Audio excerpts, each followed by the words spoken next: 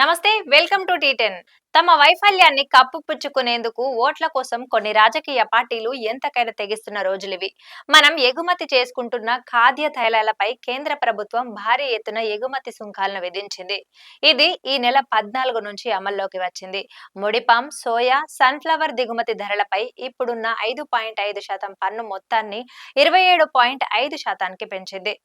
వీటికి ఇప్పటికీ ఉన్న సెస్లు అదనం. అదే శుద్ధి చేసిన పొద్దుతిరుగుడు పువ్వు ఆయిల్ దిగుమతి చేసుకుంటే ఇప్పుడున్న 13.75 నుంచి 35.75కు పెరుగుతుంది.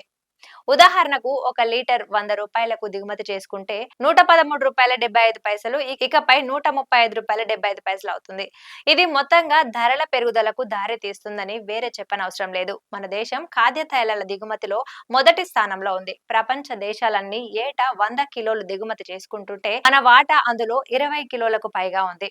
హర్యానాలో బాస్మతి రకం వరిని సాగు చేస్తారు. అంతర్జాతీయ మార్కెట్లో ధర పతనం అక్కడి రైతుల మీద కూడా పడింది. బాస్మతి బియ్యాన్ని టన్నుకు $1,200లకు తగ్గకుండా ఎగుమతి చేయాలని నిర్ణయించారు. తర్వాత దాన్ని $950లకు తగ్గించారు. పక్కనే ఉన్న పాకిస్తాన్ అంతకంటే తక్కువ ధరకే ఎగుమతి చేస్తున్నందున మన బియ్యాన్ని కొనేవారు లేకపోవడంతో మార్కెట్లో ధరలు పతనమయ్యాయి. ఇటీవలి లోక్సభ ఎన్నికల్లో హర్యానాలోని 10 స్థానాల్లో బీజేపీ 5ని పోగొట్టుకుంది.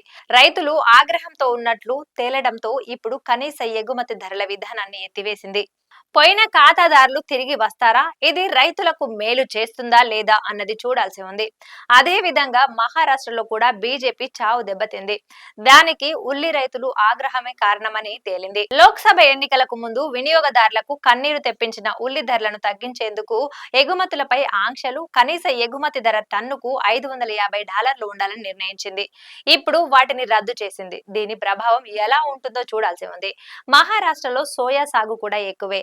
దానికి కేంద్రం నిర్ణయించిన క్వింటాలు కనీస మద్దతు ధర 4,892 కంటే మార్కెట్లో 4,500 నుంచి 600 వరకు మాత్రమే పలుకుతోంది. దాంతో రైతుల్లో తలెత్తిన అసంతృప్తి అసెంబ్లీ ఎన్నికల మీద పడకుండా మోడీ సర్కార్ సోయా మీద దిగుమతి సుంకం పెంచింది. ఇటు రైతులు, అటు వినియోగదారుల ప్రయోజనాలను కాపాడాలనడంలో మరో మాటకు తావులేదు. అందుకు తీసుకునే చర్యలను సమర్థించవచ్చు. కానీ గత 10 సంవత్సరాల్లో ఇలాంటి జిమ్మిక్కులు ఎన్ని చేసినా ఎవరికి ఎలాంటి ప్రయోజనం చేకూరలేదు. ఇక మధ్యలో మార్కెటింగ్ రంగంలో ఉన్న వాణిజ్యవేత్తలకే లబ్ధి చేకూరుతుంది. మన దేశ అవసరాల్లో 3/2 వంతుల ఖాద్య తైలాలను దిగుమతుల ద్వారానే సమకూర్చుకుంటున్నారు. నూనె గింజలను ఉత్పత్తి చేసే రైతాంగానికి అవసరమైన గిట్టుబాటు ధర ఉండటం లేదు.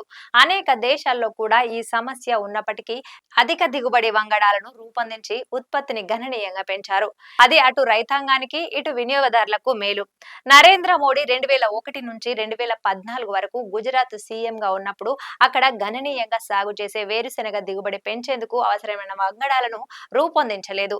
10 ఏళ్లు ప్రధానిగా ఉన్నా చేసిందేమీ లేదు. 2022 గణాంకాల మేరకు అమెరికాలో హెక్టార్కు వేరుశెనగ 4.5 టన్నుల దిగుబడి ఉండగా చైనాలో 4.13 టన్నులు, అదే మన దేశంలో 1.78 టన్నులు మాత్రమే.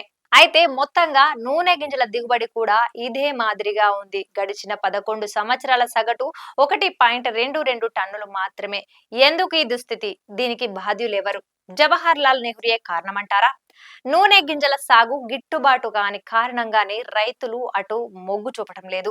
10 ఏళ్లలో మన కరెన్సీ రూపాయి విలువ పతనం కారణంగా అధిక మొత్తాలను చెల్లించి దిగుమతి చేసుకోవటంతో వినియోగదారులకు ధరలు మండుతున్నాయి. అయితే కేంద్ర ప్రభుత్వ వినియోగదారుల వ్యవహారాల శాఖ సమాచారం ప్రకారం 2013-14లో దేశ అవసరాల్లో 48.1% ఉన్న దేశీయ ఉత్పత్తి 2022-23 నాటికి 42.92%కి పడిపోయినట్లు అంచనా.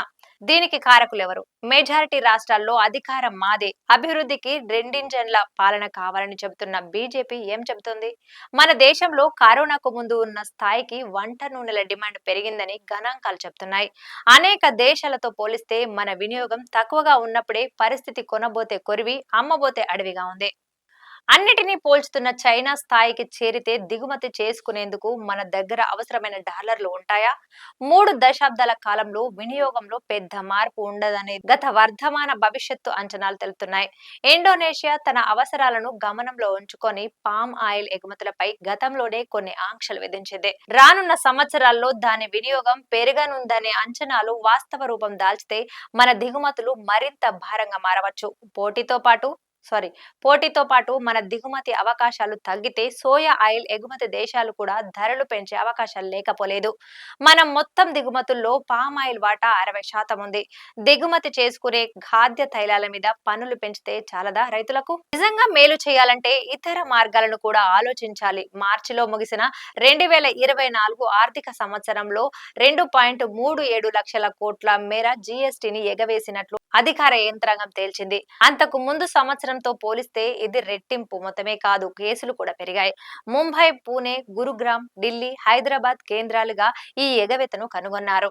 మూడో వంతు 71,000 కోట్లు ఒక్క ముంబైలోనే ఉంది. అయితే అక్కడ రెండింజన్ల పాలనే సాగుతోంది.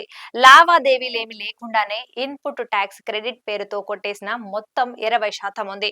పన్ను ఎగవేతలను అరికట్టే పేరుతో 2017లో జీఎస్టీని తీసుకువచ్చారు. అంతకు ముందు ఎగవేత 7,879 కోట్లు కాగా తరువాత ఇంతింతై వటుడింతై అన్నట్లుగా తాజాగా 2.37 లక్షల కోట్లకు చేరుకుంది. ప్రతిపక్ష పార్టీల నేతలు తమను వ్యతిరేకించే వారి మీద సిబిఐ, ఐటీ, ఈడీ దాడులను సాగిస్తున్న ప్రభుత్వం ఇంత మొత్తం ఎగవేస్తుంటే ఏ గుడ్డి గుర్రలకు పళ్ళు తోముతున్నట్లు? దీన్ని అరికడితే రైతాంగానికి అదనంగా చెల్లించవచ్చు. ఖాద్య తైలాల మీద దిగుమతి సుంకం విధించకపోతే వినియోగదారులను ఆదుకున్నట్లు అవుతుందా లేదా? ఖాద్య తైలాల సంవత్సరం నవంబర్ నుంచి అక్టోబర్ వరకు ఉంటుంది. భారత సాల్వెంట్ ఎక్స్ట్రాక్టర్స్ అసోసియేషన్ సమాచారం ప్రకారం 2013-14 నుంచి 2022-23తో పోలిస్తే 10 ఏళ్లలో నూనెల దిగుమతులు 116 లక్షల టన్నుల నుంచి 165 లక్షల టన్నులకు పెరిగితే మోడీ ప్రభుత్వ నిర్వాకంతో రూపాయి విలువ తగ్గి అంతర్జాతీయ మార్కెట్లో ధరల పెరుగుదల కారణంగా ఖర్చు 60,750 కోట్ల నుంచి 138,424 కోట్లకు పెరిగింది. దీనికి తగ్గట్టుగా వినియోగదారుల రాబడి పెరిగిందా? పోనీ సాగు విస్తీర్ణం పెరిగిందా అంటే అది లేదు. 2011-12లో 263 లక్షల హెక్టార్లలో సాగు చేయగా 2022-23లో 301, అది లక్షలకు మాత్రమే చేరింది. మన అవసరాలకు ఇది మాత్రం చాలదు. వంట నూనెల వ్యాపారంలో అదానీ పెట్రోలియం ఉత్పత్తుల్లో అంబానీ వంటి కంపెనీలు ఉండగా వాటికి లబ్ధి చేకూరే విధంగా మన ఎగుమతి దిగుమతి విధానాలు ఉన్నాయి తప్ప రైతులు వినియోగదారుల గురించి పట్టించుకోవడమే లేదు. 1970 దశకం ప్రారంభంలో ముంబైలో చిన్నగా ప్రారంభమైన ధరల పెరుగుదల వ్యతిరేక ఆందోళన క్రమంగా గుజరాత్, బీహారు తదితర ప్రాంతాలకు విస్తరించడం, జయప్రకాష్ నారాయణ్ రంగ ప్రవేశం, ఇందిరాగాంధీ ఎన్నికల కేసులో ఓటమి, అత్యవసర పరిస్థితి విధింపు, ఆ సమయంలోనే జనతా పార్టీ ఏర్పాటు, ఎన్నికల్లో కాంగ్రెస్ ఓటమి వంటి పరిణామాలు తెలిసినవే. గతంలో లాటిన్ అమెరికా, ఇటీవల శ్రీలంక, బంగ్లాదేశ్ వంటి చోట్ల ఏళ్ల తరబడి హృదయ సామ్రాట్టులుగా అభిమానం చురగొన్న నాయకులనే జనం చివరికి తరిమి కొట్టడాన్ని చూసాము. భారాలు పెరిగి జీవనం దుర్భరమైతే ఎక్కడైనా అలాంటి పరిణామాలు చోటు చేసుకుంటున్నాయి. దానికి మన దేశం అతీతమేమీ కాదు. ఇది ఇవాల్టి న్యూస్. చూస్తూనే ఉండండి T10. ఈ న్యూస్ పై మీ కమెంట్ ను కూడా యాడ్ చేయండి.